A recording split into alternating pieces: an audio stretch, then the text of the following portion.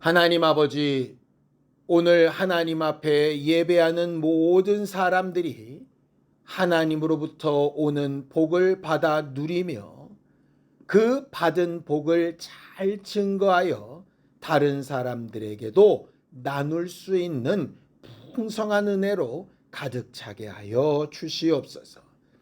언제 어디서 어떤 모양으로 예배하든 우리와 함께 하시는 하나님을 반드시 기억하고 주께 사랑받고 주를 제대로 사랑하는 교회가 되게 도와주시옵소서.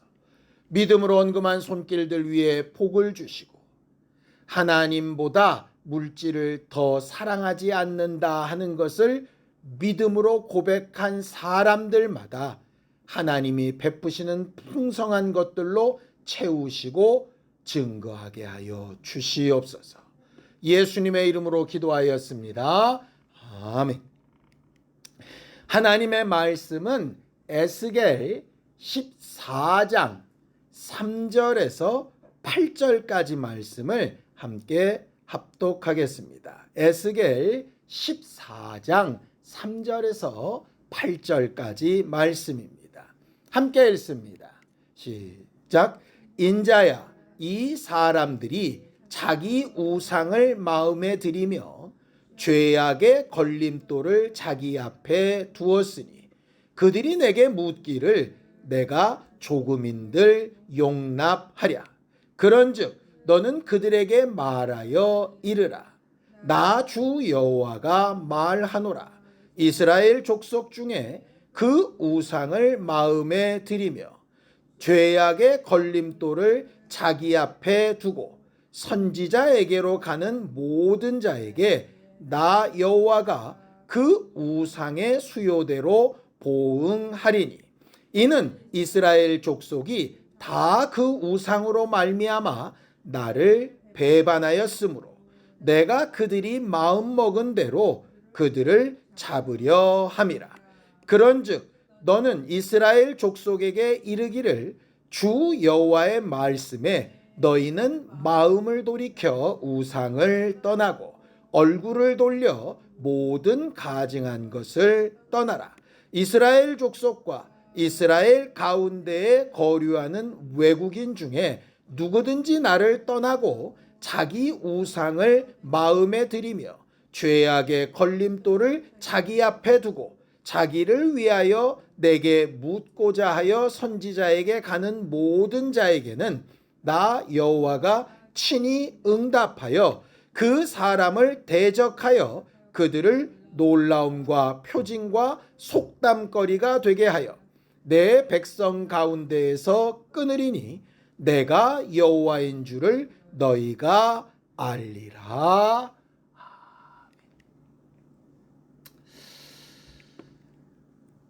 우리의 믿음 생활의 가장 기본이 되는 것을 우리는 성경이라고 말을 하지요.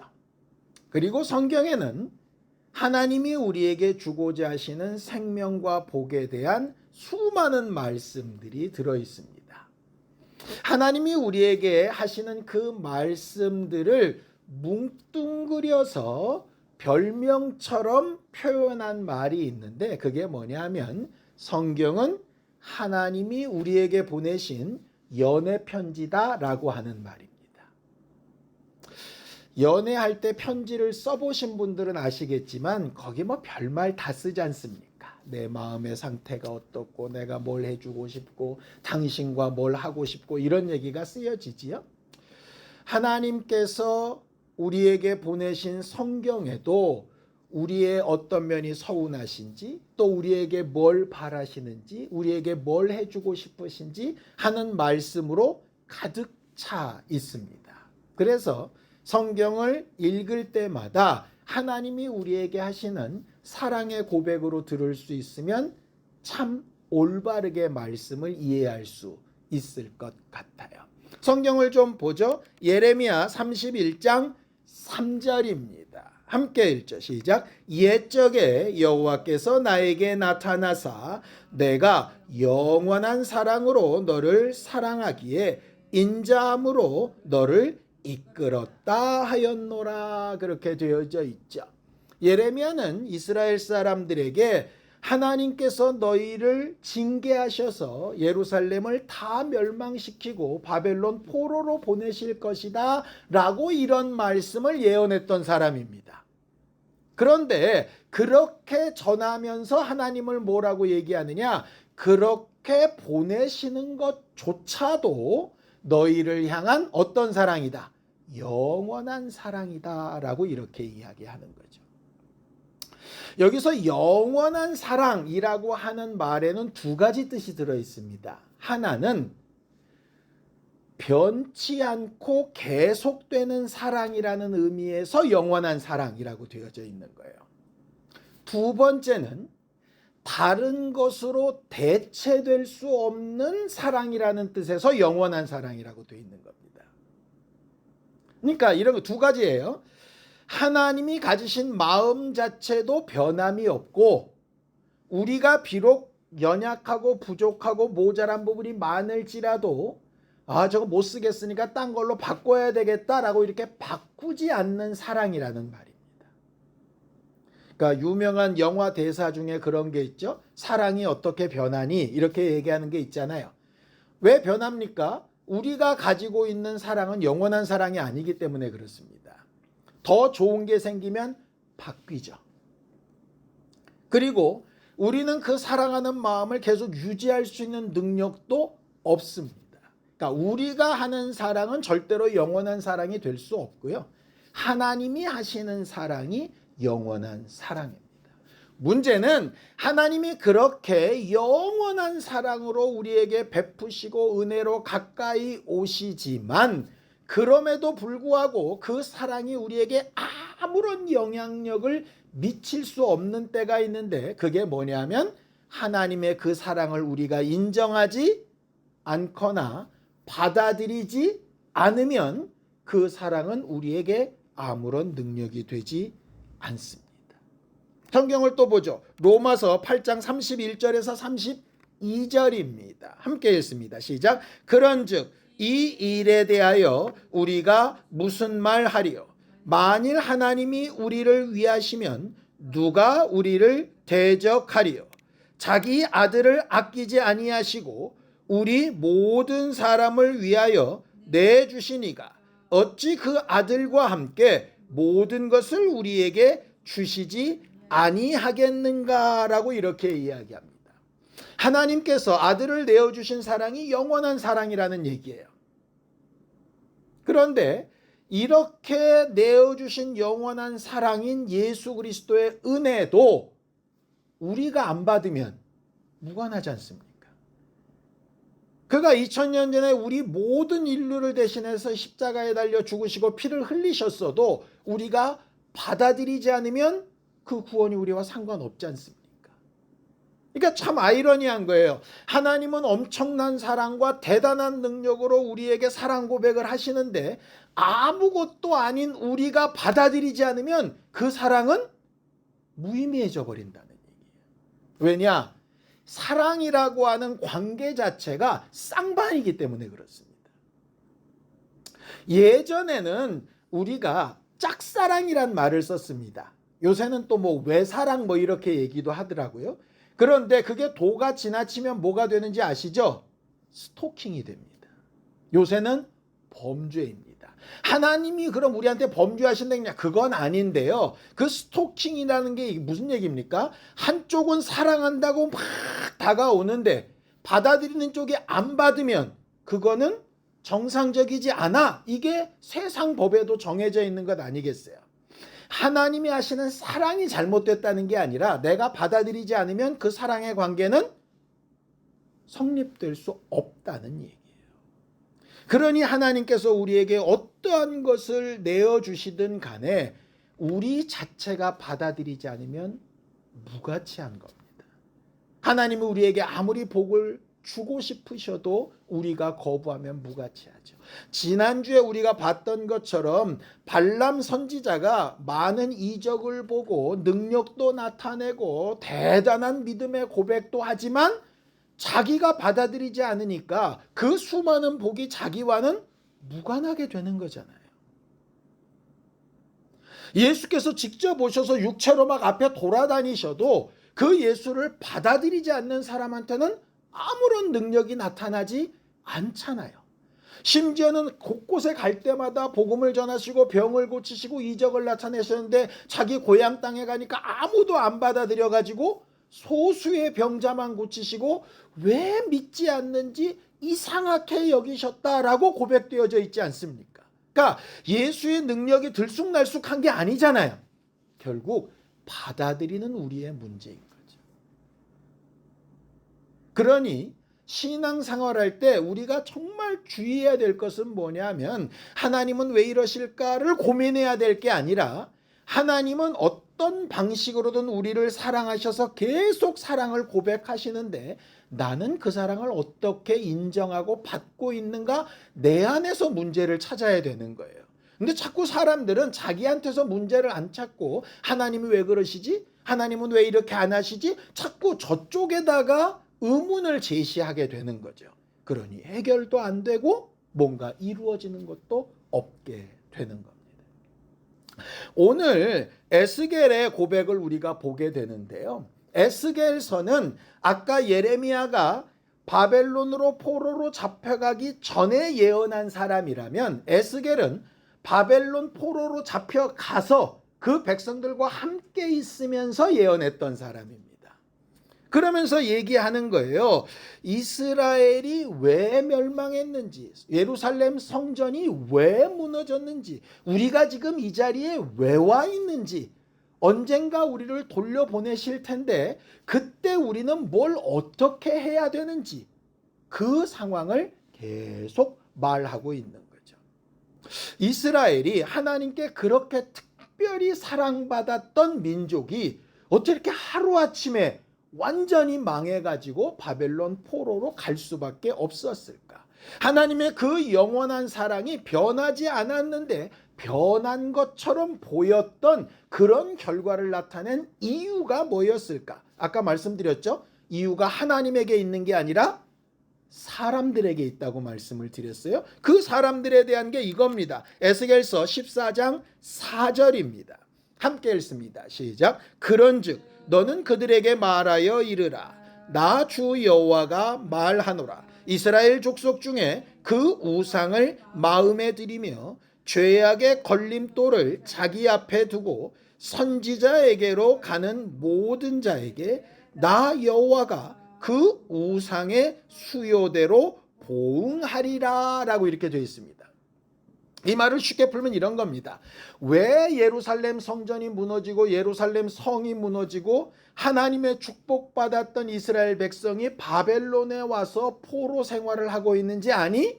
그 이유는 우리 조상들이 혹은 우리가 마음속에 우상을 드리고 살아가면서 죄악으로 넘어질 만한 것들을 네가 스스로 함정을 막 파놔서 그래서 그렇게 된 거야.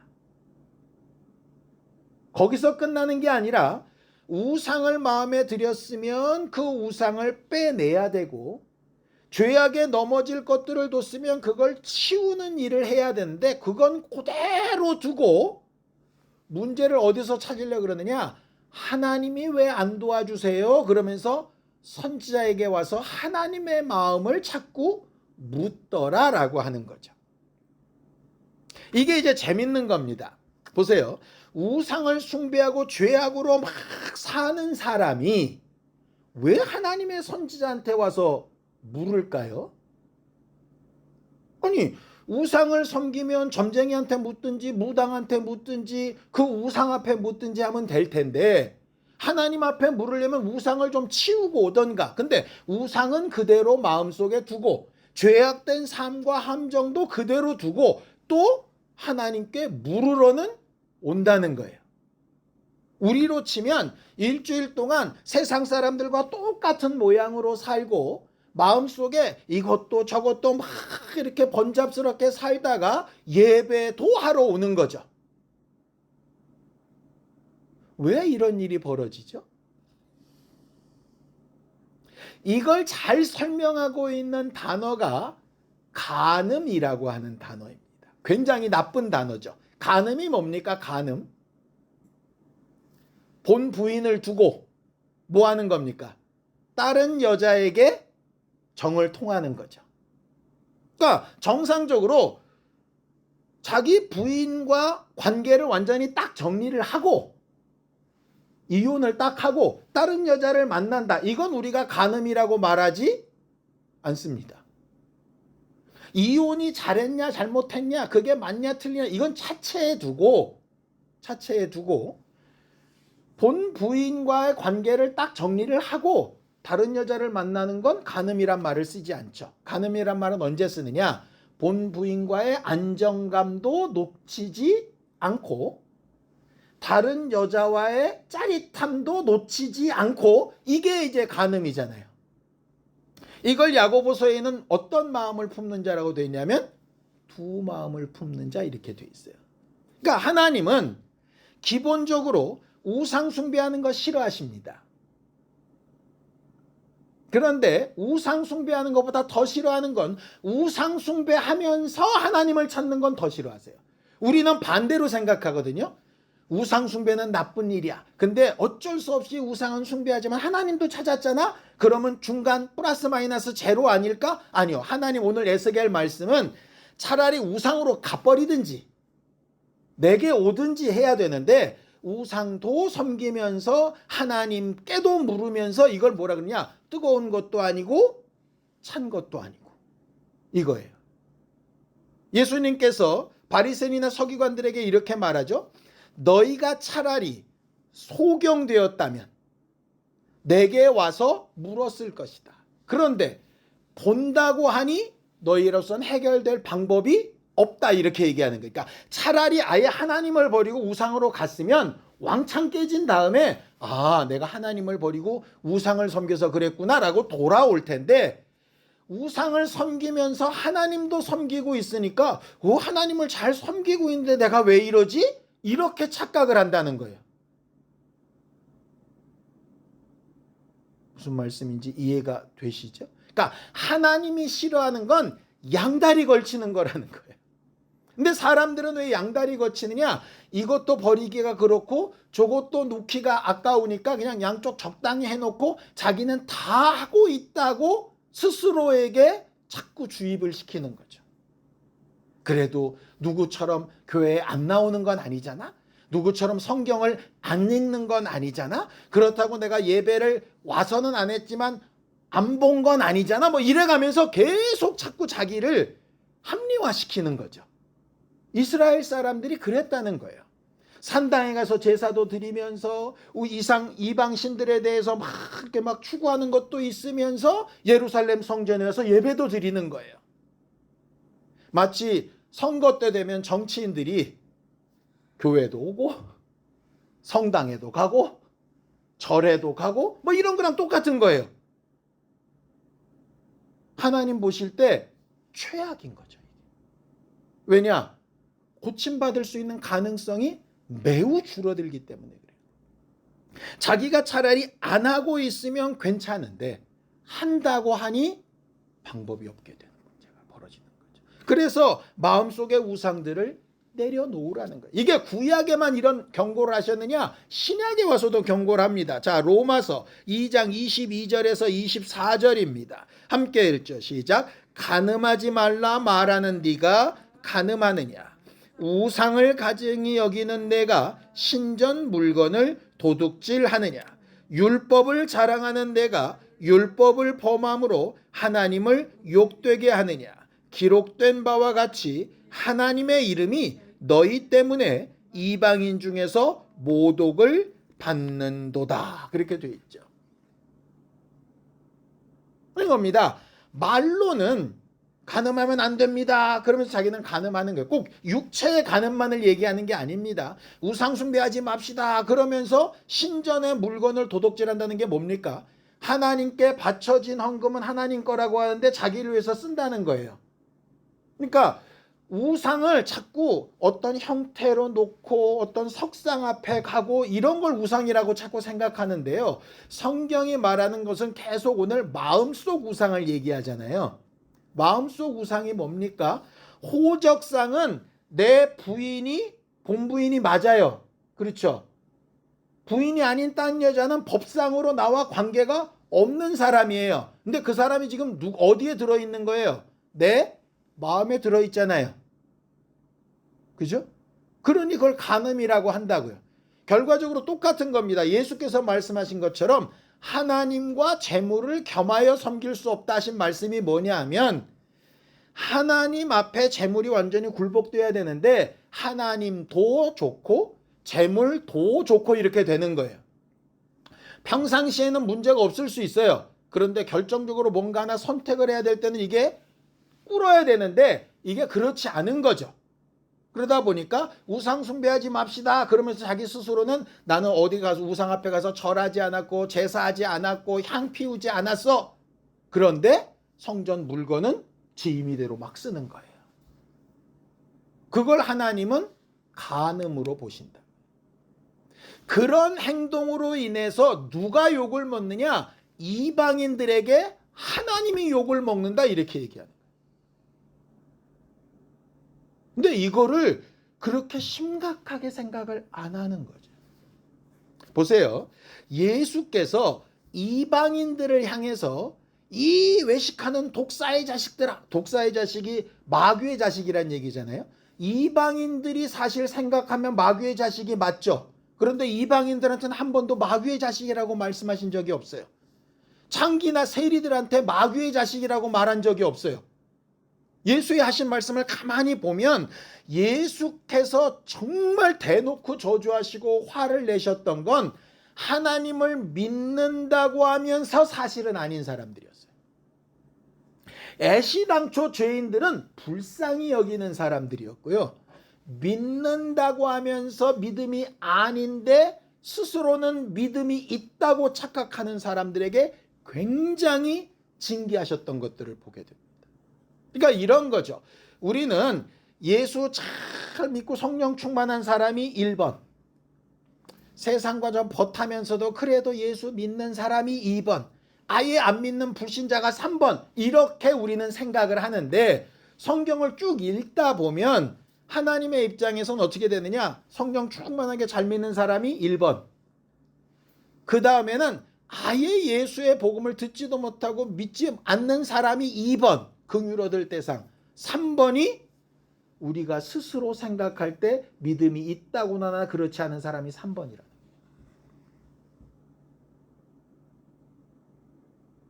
자, 그럼 우리의 삶을 봅시다. 우리의 삶은 어떤가? 우리는 마음속에 우상을 가지고 있습니까? 없습니까? 겉으로는 절대로 우리는 우상 숭배 안 합니다. 적어도 제가 아는 한 그렇습니다. 그리고 우리들은 그런 얘기 할 겁니다. 같은 교회 식구들 가운데 명절 때 돼서 시골에 내려가는데 제사상 앞에 이렇게 향 피우고 술잔 돌리고 누가 무릎 꿇고 절했대더라. 그러면 마음속에 한 구석에 어떻게 믿는 사람이 그래. 말은 못해도 그런 판단들을 아마 할 겁니다. 근데 하나님 보실 때 그거나 마음속에 돈이든 명예든 내 성공이든 자식이든 하나님과 동등한 가치로 두고 추구하는 것이 있다면 하나님 보실 때는 똑같은 우상 숭배로 보신다는 거예요. 향 피우고 절한 사람은 드러난 우상 숭배고 마음속에 있는 건 남들은 알아채지 못한 감추인 우상 숭배라는 거죠. 그러니까 누가 누구한테 돌을 던지라는 얘기예요. 간음하다 잡힌 여자가 잡혔을 때 예수께서 얘기하죠. 누구든지 죄 없는 자가 돌로 쳐라. 이 여자는 현장에서 걸렸으니까 누가 봐도 죄인이지만 너희들도 다 똑같은 마음이 있으면서 걸리지만 않았을 뿐 아니냐 이 얘기를 하시는 거예요. 그러니 누가 더 못했네 잘못했네를 말할 게 아니고 내 안에는 나도 모르는 사이에 자리 잡고 있는 마음속 우상이 과연 뭐지? 한번 생각하고 돌이켜 봐야 하는 거죠. 생각해 보세요. 이렇게 두 마음을 품은 사람은 기도하면 응답이 안 된다고 말씀하셨죠. 내가 이렇게 행동하는 사람들의 예배나 제사는 기뻐하지 않고 받지 않겠다고도 하셨죠. 자, 그런 기도와 그런 예배를 하고 있는 사람들이 어떻게 복을 받고 그런 사람들이 받은 그 복을 어떻게 다른 사람들한테 나누겠어요?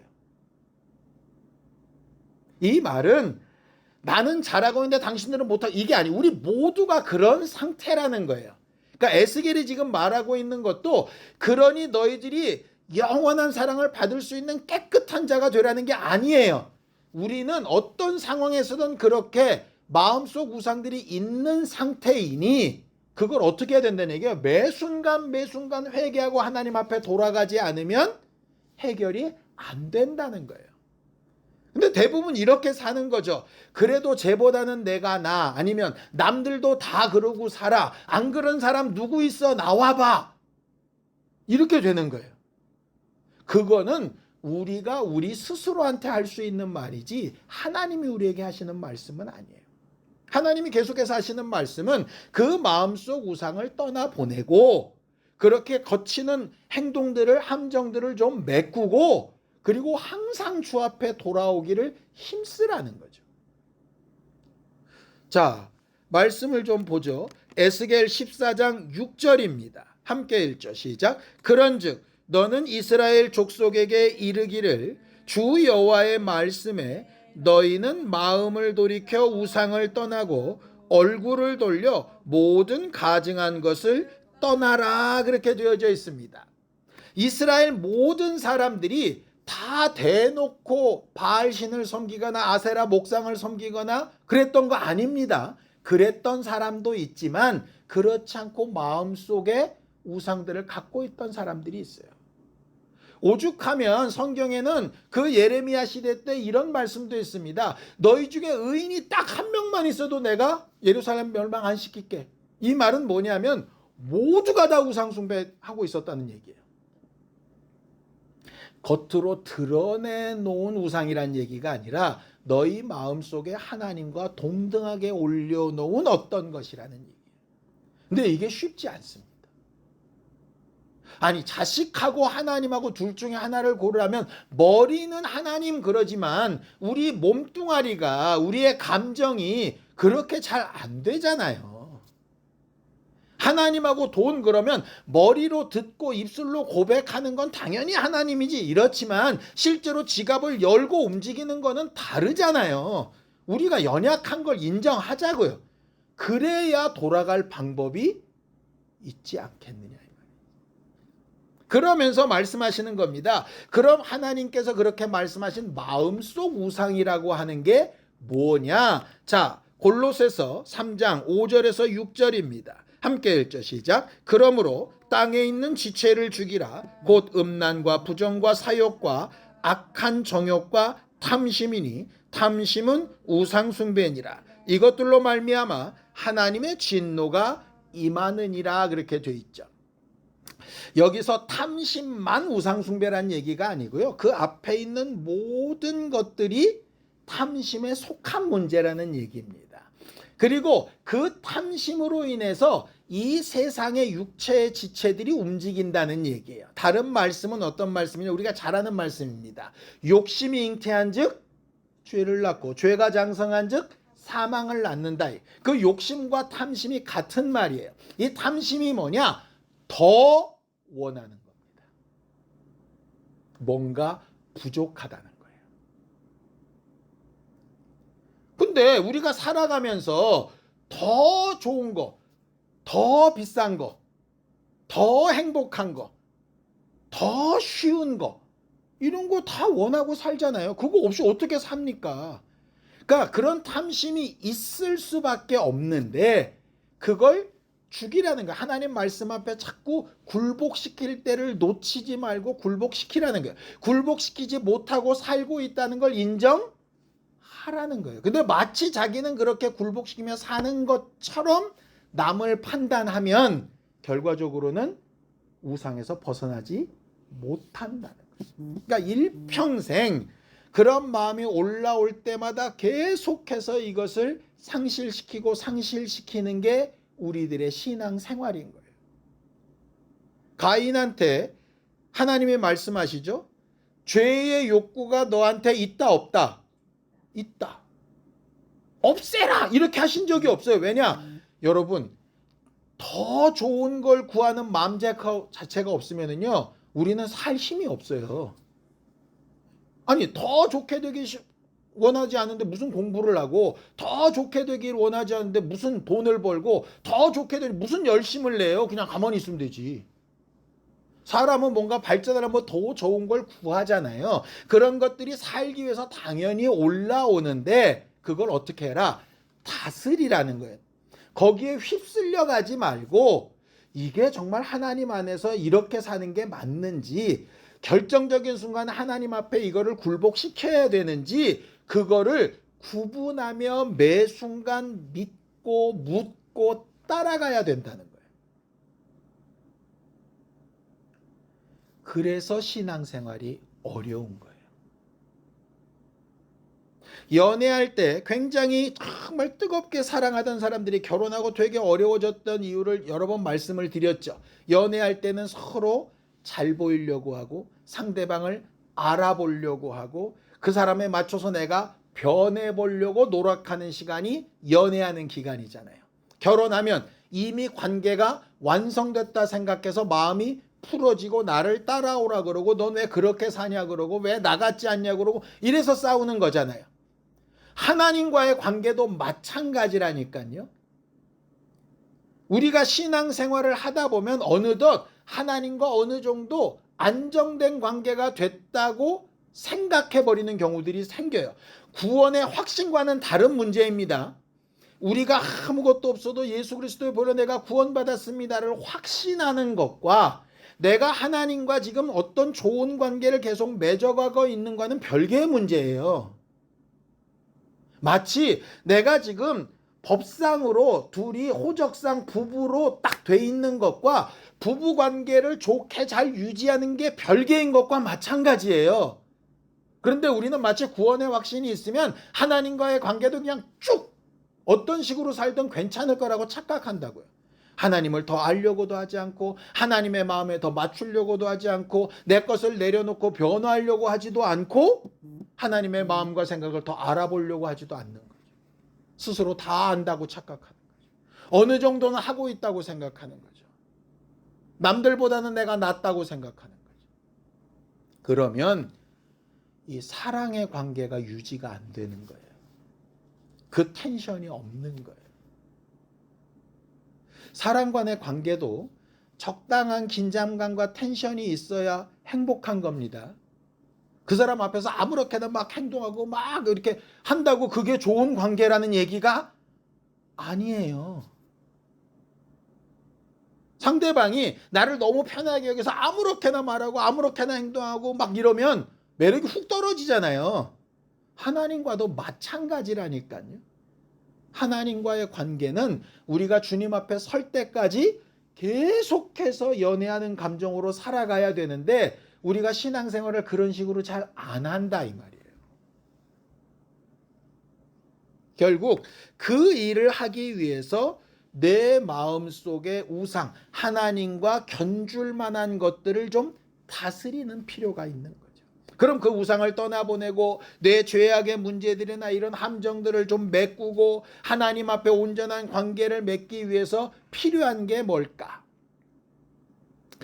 아까 모든 우상 숭배와 그런 죄악의 근본적인 뿌리가 뭐라 그랬습니까? 욕심, 탐심이라 그랬죠.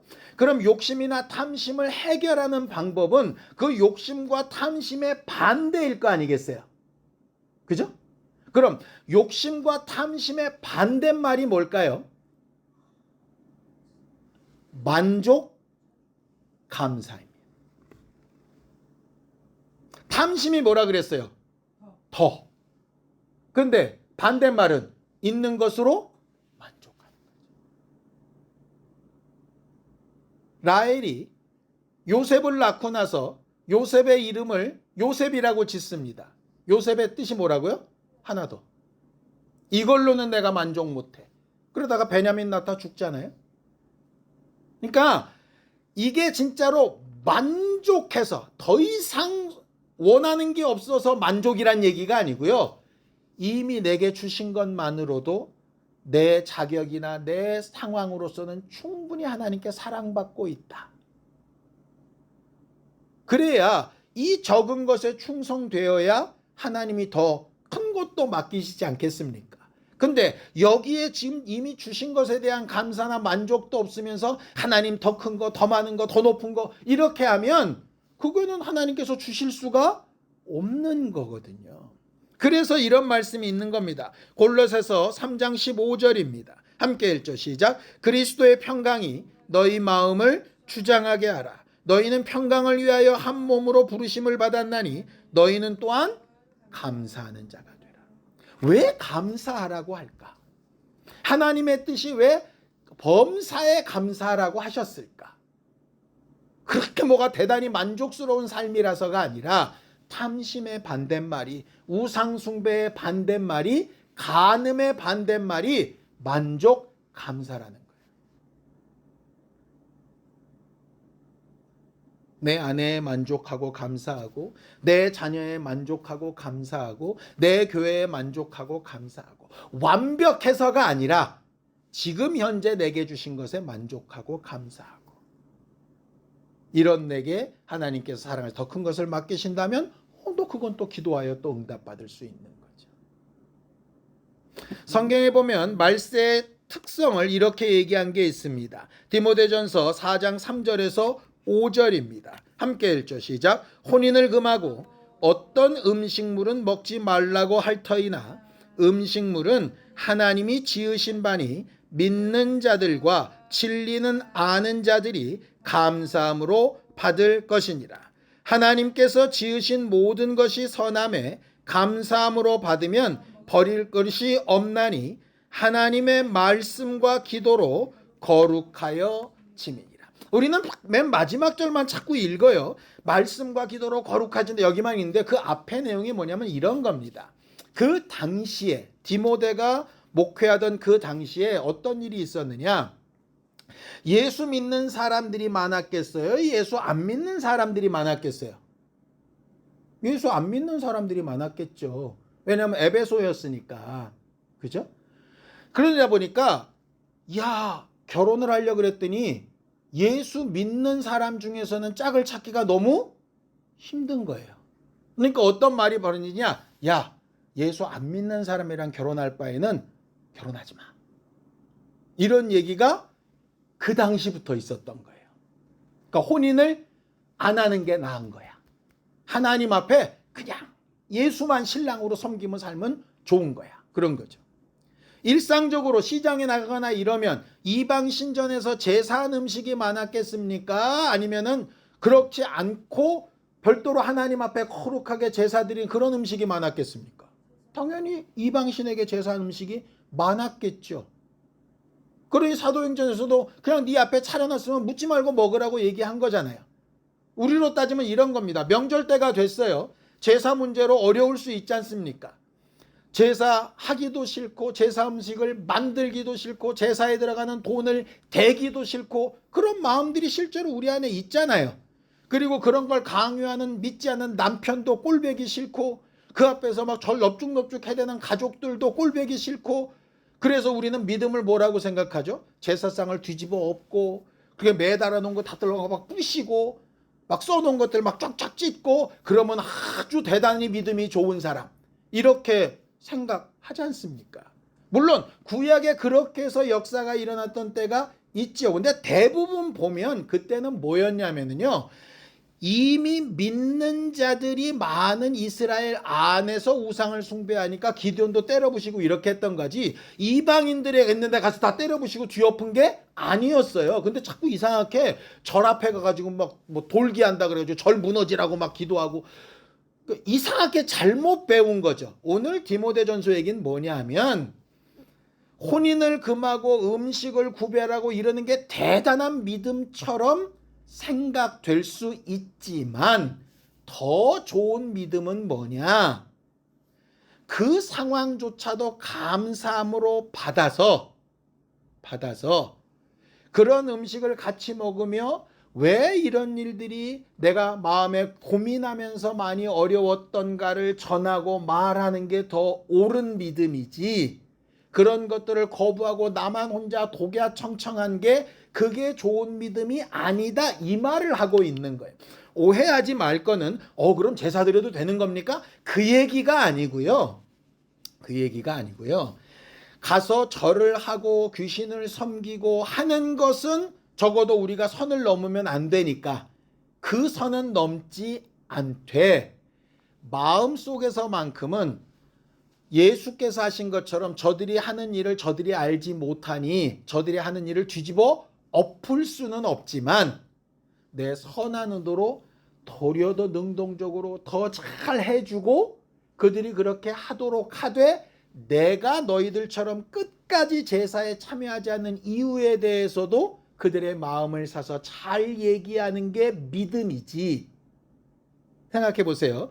불신자 남편한테 믿지 않는 그런 조상들의 제사를 대해서 물질도 생각했던 것보다 더 쓰고 시간이나 노력도 그들이 바라는 것보다 더 적극적으로 하고, 그것도 기쁨과 감사함으로 기도하면서 하고, 그들이 노력하는 것보다 더 열심히 하되 절대적인 선은 넘지 않으면서 그들의 마음을 사놓은 이후에 좋은 관계에서 복음을 말하는 게 믿음이지, 때려 엎고 안 가고 돈 안 보내고 남들 일할 때 빠지고 그러고 있어 나는 믿음 있어 라고 하는 게 우상 숭배에서 자유한 게 아니라는 거예요. 왜? 그러면서 너는 물질 섬기고 네 자식이 잘 되는 거 바라고 하나님보다 더 높아진 지식이 있고 이러면 네 마음속 우상은 있는 거 아니냐는 거죠. 네 마음속 우상은 그렇게 가지고 있으면서 절하고 있는 사람들 나쁘다고 하면서 너는 그렇게 행동하지 않느냐, 나는 대단한 의인인 것처럼 얘기하면 하나님 보실 때 그들은 그냥 긍휼히 여겨야 될 불신자이지만, 너는 믿는다고 하면서 제대로 우상의 문제를 해결하지 못한, 감사도 없고 만족감도 없는 사람이라면 하나님이 누구를 더 의롭다고 하시겠느냐라고 하는 말씀이 에스겔 말씀이고 디모데전서 말씀인 거예요. 전 오늘 여러분들한테 드리는 이 말씀을 오해 없이 잘 들었으면 좋겠어요. 마음에 안 들 수 있습니다. 우리가 평상시 해왔던 것과 어그러질 수도 있습니다. 그러나 이왕 해야 된다면 절대적인 선을 넘지 않는 선에서 최선을 다해서 감사함과 기쁨과 능동적으로 하는 게 신앙인으로서 맞는 선택이라는 거예요. 제가 예전에 이걸 미리 알았고 그렇게 배웠고 그렇게 가르쳤다면 우리가 좀 더 나은 모습이었을 수 있다고 생각을 합니다. 근데 이제라도 좀 생각을 해보자는 거예요. 우리가 그렇게 믿지 않고 제사 지내고 막 그러는 사람들을 손가락질하는 이유가 뭡니까? 나는 그렇지 않다는 거잖아요. 근데 정말 내가 안 그런 사람인가 생각해 보자고요. 누구는 예배 안 나오고 나는 예배 나왔습니다. 근데 나는 예배 나왔으니 나는 잘하고 있고 쟤는 못하고 있으니까 손가락질하게 되는데, 정말 나와 있는 나는 제대로 예배하는 사람이 맞는가 생각해 보자고요. 그럼 어떻게 이 상황을 감사함으로 받고 어떻게 만족하며 어떻게 열심을 내서 저에게 축복의 통로로서 내가 쓰임받을까? 이걸 생각해 보지 않으면 그냥 편가르기처럼 쟤는 저런 사람, 나는 좋은 사람, 이런 착각 가운데 실상은 그렇지 않은 상태로 살다가 마지막 날 하나님 앞에 부끄러울 수 있는 존재들이 되지도 않겠는가 하는 것입니다. 말씀을 마치려고 합니다. 우리가 지금까지 살아온 게 뭐 잘못됐다 책망하는 것 아닙니다.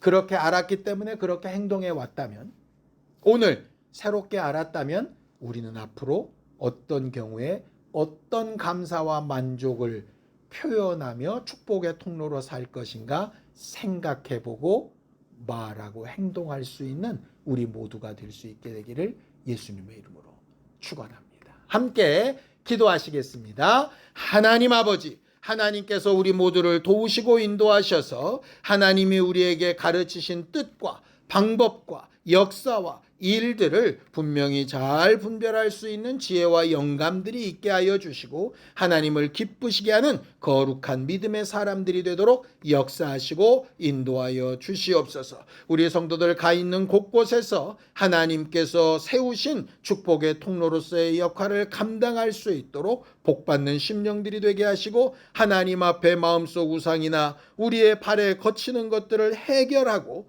또 하나님께서 우리에게 약속하신 바 만족하며 감사하는 이에게 주시는 평강과 위로와 능력이 풍성한 심령들이 다 되도록 도우시고 인도하여 주시옵소서. 하나님, 일생 살아가는 동안에 하나님의 사랑을 받으며 하나님 앞에 더 가까이 나아가며 우리의 어그러지고 잘못된 부분들을 고쳐가며 하나님 앞에 정말 아름다운 하나님의 자녀로서의 삶을 만들어가고 축복의 통로로서의 역할을 감당하는 교회가 되도록 도우시고 함께하여 주시옵소서. 예수님의 이름으로 기도하였습니다. 이제는 우리 주 예수 그리스도의 은혜와 하나님 아버지의 극진하신 사랑과 성령님의 감동하시고 함께하시는 분명한 증거가 마음속 우상을 떠나보내고 하나님 앞에 더 가까이 나아가며 살기 원한 우리 모두 위에 이제부터 영원까지 함께 있을지어다. 아멘.